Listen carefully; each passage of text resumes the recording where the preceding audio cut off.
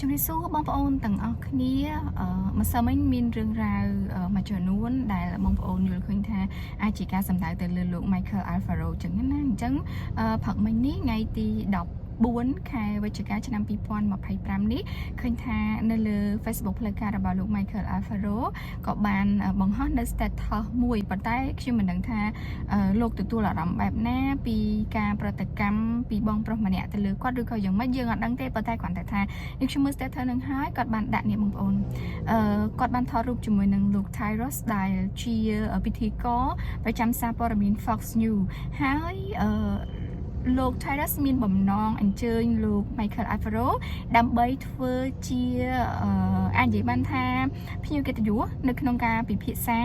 ទៅលើបញ្ហាព្រំដែនកម្ពុជាថៃប៉ុន្តែនៅក្នុងនោះលោក Michael Alfaro ក៏បានដាក់ជាសំណួរនៅលើ status របស់ខ្លួនថា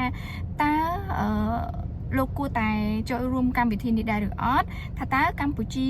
អាចត្រូវការឲ្យលោកចូលរួមនៅក្នុងកិច្ចសម្ភាសន៍ podcast ជាមួយនឹងលោក Tyrus ដែលជាពិធីកររបស់សារព័ត៌មាន Fox News ដែរឬអត់អញ្ចឹងបានលោកដាក់ជាសំណួរឲ្យបងប្អូនចូលរួមឆ្លើយនៅក្នុង comment ចំណុចខ្លះនេះខ្ញុំមិនដឹងច្បាស់ពីលោក Michael Alfaro ទេនិយាយរួមទៅខ្ញុំមិនសូវជាបានតាមដានទៅលើគាត់ដែរប៉ុន្តែនេះខ្ញុំគ្រាន់តែចង់និយាយថាអញ្ចឹងទោះបីជាយ៉ាងណាក៏ដោយរូបភាពបែបណាក៏ដោយឲ្យតែការបង្ហាញជាសាធារណៈគេប្រាប់ពិភពលោកថាប្រទេសយើងល្អគេនិយាយពីអ្វីដែលជាភាពស្មោះត្រង់របស់យើងចេញទៅនេះខ្ញុំគិតថាវាមិនមែនជារឿងខាតអញ្ចឹងតាក់ទងជាមួយនឹងលោក Michael Alfaro មកទោះបីជាបងប្អូនមួយចំនួនសម្លឹងមើលឃើញគាត់បែបណាអាហ្នឹងវាជារឿងរបស់បងប្អូនតែសំខាន់នៅក្នុងម៉ោងនេះនៅក្នុងពេលវេលានេះគាត់មិនទាន់បានបញ្ចេញសកម្មភាពណាមួយដែលធ្វើឲ្យប៉ះពាល់ដល់កិត្តិយសកិត្តិឈ្មោះរបស់កម្ពុជាយើងទេអញ្ចឹងបើសិនបើគាត់នៅតែបន្តសកម្មភាពនៅក្នុងការជួយជ្រោមជ្រែងធ្វើឲ្យអន្តរជាតិទទួលស្គាល់ពីព្រោះនៅក្នុងពេលនេះ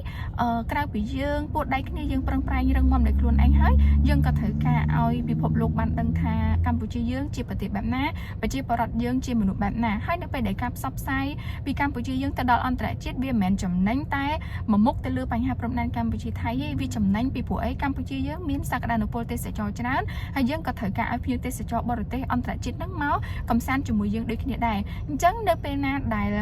បរទេសគាត់ផ្សព្វផ្សាយពីយើងកាន់តែល្អកាន់តែច្រើនទៅអ្នកផ្សេងគាត់មើលឃើញតែគាត់មានលុយគាត់ចង់ដើរលេងអញ្ចឹងគាត់ក៏សម្រេចជ្រើសរើសយកកម្ពុជាពីព្រោះអីពីព្រោះថាឮថាបុគ្គលល្បីមួយចំនួន recommend ថាកម្ពុជាល្អប្រជាពលរដ្ឋកម្ពុជាល្អអញ្ចឹងមួយចូលពីអញ្ចឹងវាមានផលចំណេញច្រើនណាវាមិនមែនចំណេញតែសម្រាប់ព្រំដែនកម្ពុជាថៃវាចំណេញដល់កេរ្តិ៍ឈ្មោះទេសចររបស់យើងហើយចំណូលពីភ្ញៀវទេសចរអន្តរជាតិក៏រួមចំណែកនៅក្នុងការ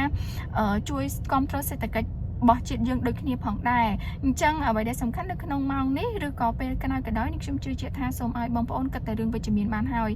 បើសិនបើមានរឿងមិនល្អឬក៏រឿងអាអន់សពុនចិត្តអីបំភ្លេចចោលទៅឬក៏និយាយគ្នាតស្ងាត់ទៅមិនគួរណាយកមកវែងញែកនៅលើសាធារណៈនាំឲ្យប៉ះពាល់កិត្តិយសសេចក្តីថ្លៃថ្នូររបស់ជាតិយើងហើយខាត់បងប្រយោជន៍របស់យើងទាំងអស់គ្នាដូចគ្នាទេអញ្ចឹងអរគុណច្រើនហើយសម្រាប់នាងខ្ញុំក៏ដូចគ្នាបើសិនបើលោក Alfaro គាត់នៅតែបន្តធ្វើសកម្មភាពល្អៗជាមួយនឹងប្រជាពលរដ្ឋយើងដើម្បីកេរ្តិ៍ឈ្មោះកម្ពុជាយើងអូខេនេះខ្ញុំក៏គាំទ្របន្តទៅទៀតឲ្យគាត់ធ្វើទៅមិនថាគាត់ជាអ្នកណានៅក្នុងរូបភាពបែបណាក៏ដោយអញ្ចឹងតាក់ទងជាមួយនឹង podcast គឺជាលទ្ធផលឃើញបងប្អូនខ្មែរយើងក៏ចូលទៅ comment គាំទ្រលោក Alfaro ឲ្យចូលរួម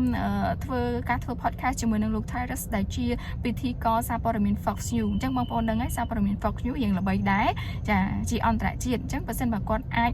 បញ្ចេញសម្លេងគាត់ជាមួយនឹងលោក Tyrus តាមរយៈកម្មវិធី podcast ហ្នឹងយើងគិតថាយើងក៏អាចទាញប្រយោជន៍សម្រាប់កម្ពុជាយើងបានដូចគ្នាផងដែរអញ្ចឹងជាបន្តទៅមុខគឺសូមឲ្យបងប្អូនរក្សាអំពើល្អជាមួយគ្នាហើយបើសិនបើមានបញ្ហាអន់សពុនចិត្តឬក៏អន់ចិត្តដោយប្រការណាមួយក៏សូមឲ្យបំភ្លេចហើយក៏យើងគិតតែរឿងល្អៗទៅបានហើយដើម្បីឲ្យយើងមានសេចក្តីសុខហើយបន្តដំណើរទៅមុខទៀតដើម្បីយកឈ្នះសត្រូវអ្នកដែលគាត់គិតមិនល្អមកលើយើងផងដែរអរគុណច្រើនបងប្អូនទាំងអស់គ្នានេះខ្ញុំមានតែប៉ុណ្្នឹងទេសូមជម្រាបលា